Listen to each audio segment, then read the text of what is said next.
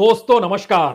कानून अपना काम कर रहा है, राजनीति अपना काम कर रही है और राजनीतिक तौर पर इतनी तीखी लड़ाई इससे पहले कभी भारत में देखी नहीं गई होगी कि किसी एक चुनाव के वक्त कुछ शब्द कहे गए वह दूसरे चुनाव के वक्त की राजनीति को प्रभावित करने की दिशा में बढ़ रहे हों और सत्ता को यह लगने लगे कि उसकी सत्ता डामाडोल ना हो जाए तो फिर 2019 में बोले गए शब्द 2024 की राजनीति को प्रभावित करें या उस राजनीति को प्रभावित करने के लिए जो राजनीतिक कदम सड़क पर निकले हैं, लोगों के बीच निकले हैं, भारत जोड़ो यात्रा कर रहे हैं, उन कदमों को किस तरीके से बेड़ियां पहना दी जाए, इस दिशा की सियासत इससे पहले कभी आपने देखी सुनी नहीं होगी। यूं भी मानहानि के मामले में 2 बरस की सजा इससे पहले कभी किसी को नहीं मिली, लेकिन इस बार यह हो रहा है। निचली अदालत से बात पहुंचते पहुंचते हाईकोर्ट तक पहुंची और आज राहुल गांधी को लेकर आज हाईकोर्ट ने जो कहा वो 2 शब्द सुनने लायक है। उनका कहना था कि सजा पर रोक ना लगाना राहुल के साथ अन्याय नहीं है। जब आप फैसला सुनाते हैं तो न्याय अन्याय उस फैसले के भीतर होता है, यह कहने की जरूरत नहीं होने वाली। जिसमें राहुल गांधी कहते हैं, एक छोटा सा सवाल है, इन सब चोरों के नाम मोदी मोदी कैसे हैं? नीरव मोदी, ललित मोदी, नरेंद्र मोदी और भी थोड़ा ढूंढेंगे तो बहुत सारे मोदी मिल जाएंगे। इसका जिक्र उन्होंने 11 अप्रैल 2019 को कर्नाटक के कोलार और उस समय तक सिर्फ मोदी शब्द था। लेकिन 3 साल 11 महीने के बाद एक झटके में सक्रिय होती है अदालत और 23 मार्च को सजा सुना देती है और सूरत के सेशन कोर्ट में 2 साल की सजा सुनाई जाती है। हालांकि 27 मिनट के भीतर जमानत भी मिल जाती है और फिर 24 घंटे से भी कम वक्त लगता है कि 2:30 बजे 24 मार्च को यानी अगले दिन संसद सदस्यता खत्म कर दी जाती है। 18 दिनों के भीतर राहुल गांधी अपना बंगला, सरकारी बंगला छोड़ देते हैं क्योंकि लोकसभा सचिवालय से उनके यहां पत्र गया था, अब आप संसद सदस्य नहीं रहे तो बंगला खाली कीजिए। यानी फिर आप ध्यान दीजिए, 23 मार्च से लेकर जो पहल शुरू होती है उसमें दोबारा रिव्यू पिटीशन एक डालते हैं राहुल गांधी। 25 अप्रैल को फिर हाईकोर्ट जाना पड़ता है क्योंकि निचली अदालत रिव्यू पिटीशन खारिज कर देती है। 25 अप्रैल को हाईकोर्ट में रिव्यू पिटीशन आता है और उसके बाद सुनवाई शुरू होती है और 2 मई को फैसला सुरक्षित रख लिया जाता है। पहले लिया गया 3 साल 11 महीने, कोई खामोशी पूरी बरती गई और उस दौर में एक शब्द था मोदी का, जिसको लेकर प्रणेश गांधी अदालत पहुंचे थे। उसके बाद यह 23 मार्च के वक्त में क्यों फैसला आया, उसके लिए एक पन्ना उससे पहले पलटना होगा।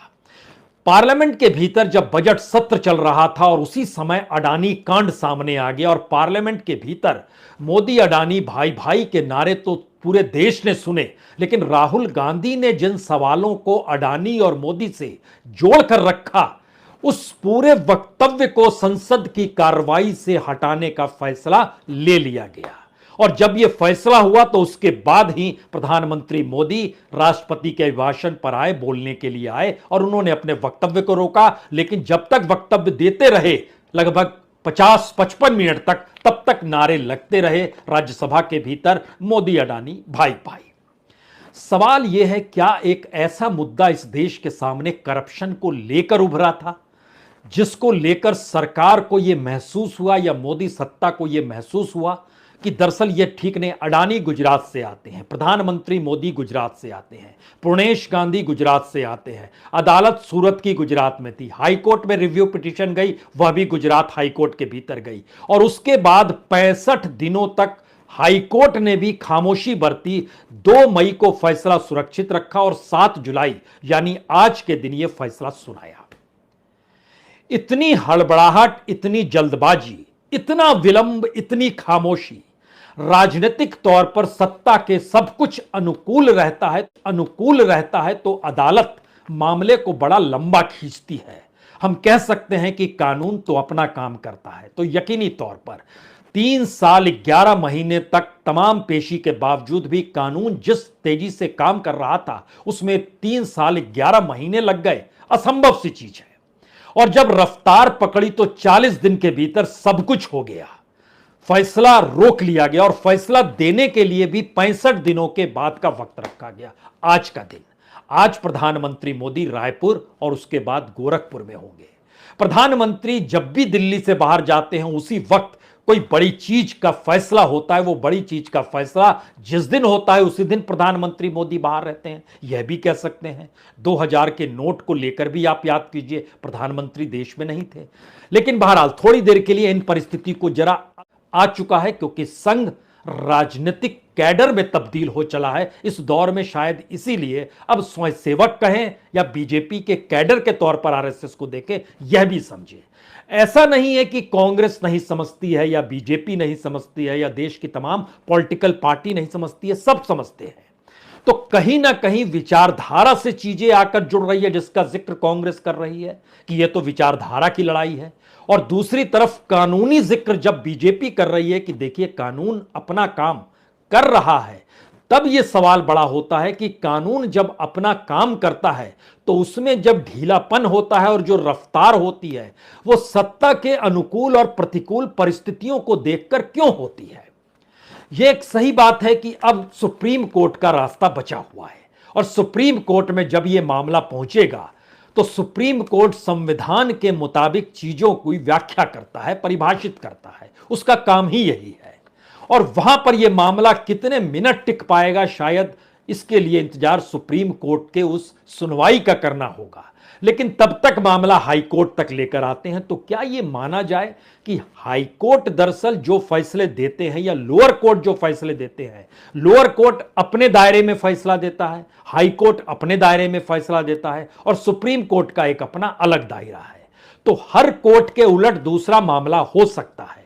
और गुजरात के भीतर 2022-23 को अगर आप परखना शुरू करें तो जितने मामले हाई कोर्ट में गए लोअर कोर्ट से उठकर लगभग उसमें 42% मामले पलट गए। हाई कोर्ट से जितने मामले सुप्रीम कोर्ट तक आए, बड़े कम मामले आए हैं, लेकिन जिस पर जो फैसला हो पाया उसमें फिलहाल 18% मामले पलटे जा चुके हैं। लेकिन एक क्षण के लिए फिर लौटिए उस सियासत, उस प्रक्रिया को लेकर जिसका जिक्र यहां पर जरूरी है, क्योंकि राहुल गांधी इस दौर में राजनीतिक केंद्र में है। यहां कहा गया कि माफी राहुल गांधी नहीं मांगते हैं, राहुल गांधी उसको विचारधारा से जोड़ते हैं, राहुल गांधी उस पर राजनीति साधते हैं। और कांग्रेस बहुत साफ तौर पर कहती है कि जिस विचारधारा के तहत इस देश में लोकतंत्र को खत्म किया गया, तो विचारधारा सिर्फ ऐसी नहीं है कि कोई किताबी चीज हो। लोकतंत्र का मतलब बहुत साफ है कि इस देश के भीतर के संवैधानिक स्तंभ जो हैं उनको धराशायी किया गया है। इसलिए इस लड़ाई के दायरे में आरएसएस और सावरकर का जिक्र तो होगा ही और प्रधानमंत्री मोदी का जिक्र भी होगा, क्योंकि गवर्नेंस उन्हीं के हाथ में है, सत्ता वही संभाले हुए हैं। आखिर के 3-4 बड़े सवाल। पहला सवाल, क्या कांग्रेस में अभी भी यह हिचक बनी हुई है कि राहुल गांधी सरनेम के मामले में जो 2 बरस की सजा है उसको कानूनी तौर पर लड़ा जाए या राजनीतिक तौर पर हथियार बनाया जाए, या दोनों माध्यम एक साथ चले? यह पहला सवाल है। दूसरा सवाल, क्या बीजेपी को यह लगने लगा है कि सरनेम पर राहुल गांधी को जो सजा हुई है उससे राहुल गांधी की जो छवि भारत जोड़ो यात्रा के वक्त से जो निखर कर आई है और राजनीतिक तौर पर समूचा विपक्ष उनके साथ आकर खड़ा हुआ है, तो क्या यह सजा और सरनेम के शब्द के आश्रय मानहानि का मतलब उनकी उस पूरी छवि को खत्म कर सकता है?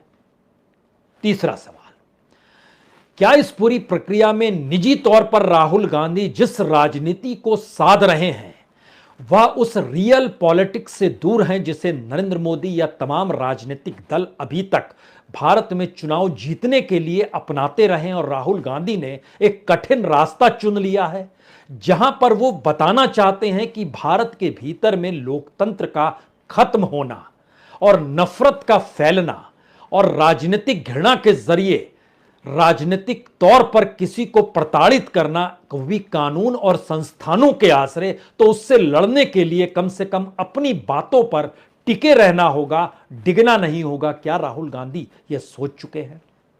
और चौथी सबसे महत्वपूर्ण बात, क्या ये तमाम परिस्थितियां धीरे धीरे 2024 की दिशा में बढ़ चुकी है?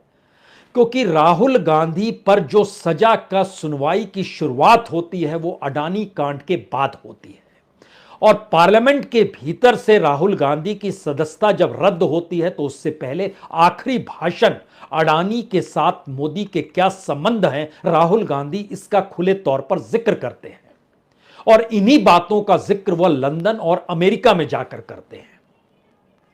तो क्या राजनीतिक तौर पर मौजूदा राजनीतिक सत्ता एक ऐसे कटघरे में फंस गई है जहां अब उसे समझ में नहीं आ रहा है कि कानूनी तौर पर पहल की जाए या राजनीतिक परिस्थितियों को देखा जाए? और कानून अपने तौर पर कह रहा है कि हम अपना काम कर रहे हैं, तो राजनीति की दिशा जो भी हो उसको हम देखेंगे नहीं। तो इन सारी परिस्थिति में सुप्रीम कोर्ट का रुख क्या होगा, शायद इस दिशा का इंतजार हर कोई कर रहा होगा। लेकिन ये जो 3-4 सवाल हैं वो शायद इस देश के उस अतीत की राजनीति को उभारते हैं जिसमें कोई नेता अगर जेल चला जाए तो उसके बाद नारा एक ही लगता है, जेल का ताला टूटेगा और सत्ता गद्दी से गायब होगी। ये नारा जॉर्ज फर्नांडिस के वक्त भी लगा था जब इंदिरा गांधी ने जॉर्ज को जेल में डाल दिया था, और इसका जिक्र कई मौकों पर कई तरीके से कितने नेताओं ने किया। एक खास तौर से किताब आखिर में आपको हम दिखाना चाहते हैं। यह किताब जॉर्ज फर्नांडिस को लेकर लिखी गई है, उनके ऊपर बायोग्राफी है पूरी की पूरी। ये जॉर्ज की जो किताब है इसमें लगभग 6 राष्ट्रीय नेताओं ने इस बात का जिक्र किया है कि जेल में किसी नेता के जाने का मतलब उसके राजनीतिक कद को उस दौर की राजनीति से बड़ा कर देना है, और शायद मौजूदा वक्त में यह सरकार के सामने सवाल है कि सजा तो हो गई, उसके बाद जेल में राहुल गांधी को कौन डालेगा, और अगर डाल देगा तो फिर सत्ता नीचे से खिसक जाएगी। इसका अंदेशा भी क्या मौजूदा मोदी सत्ता को होने लगा है? और क्या मोदी और अमित शाह ने एक बड़ी भूल तो नहीं कर दी सियासी तौर पर इसे जिस तरीके से तूल बना दिया? क्योंकि यह मामला जब सुप्रीम कोर्ट तक पहुंचेगा उसके बाद की राजनीति और सुप्रीम कोर्ट का फैसला शायद भारत की सियासत को डामाडोल स्थिति में लाकर खड़ा कर देगा। इसका अंदेशा सत्ता को होने लगा।